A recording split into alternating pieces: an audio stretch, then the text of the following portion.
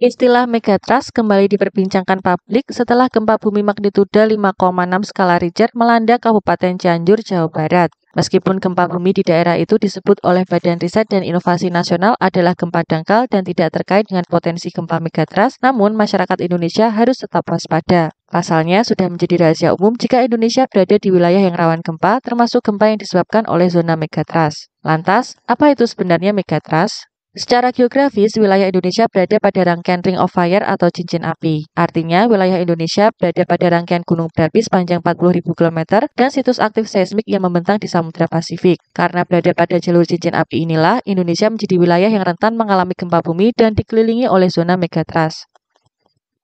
Megatrust berasal dari kata mega yang berarti besar, sementara trust berarti dorongan.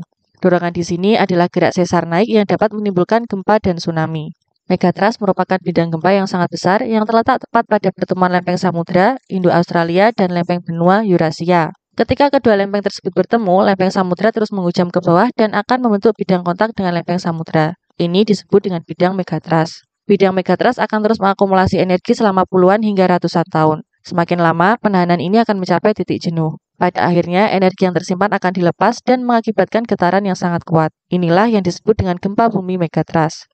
Dikutip dari katadata.go.id yang diambil dari Tim Pusat Studi Gempa Nasional dalam buku Peta Sumber dan Bahaya Gempa Indonesia tahun 2017, pada bagian selatan Jawa, tepatnya di Samudra Hindia, terdapat 3 segmentasi zona megatrust.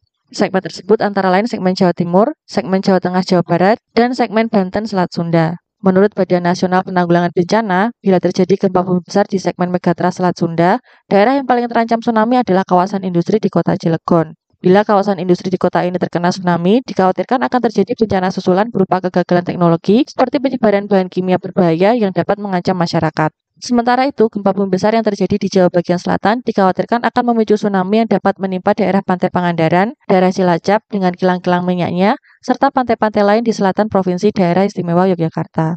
Bagaimana megatrust memicu tsunami? Pergerakan penunjaman lempeng samudra bergerak ke bawah lempeng benua, membentuk medan tegangan pada bidang kontak antar lempeng, yang kemudian dapat bergeser secara tiba-tiba memicu gempa bumi. Dorongan gempa megatrust menyebabkan gerakan vertikal besar di dasar laut dan memindahkan sejumlah besar air yang bergerak menjauh dari gerakan bawah laut. Proses ini pada akhirnya menyebabkan tsunami. Selain tsunami, gempa megatrust juga dapat menyebabkan tanah longsor bawah laut dari landas kontinen ke laut dalam. Endapan longsor dapat dikenali dalam sampel inti yang diambil dari dasar laut.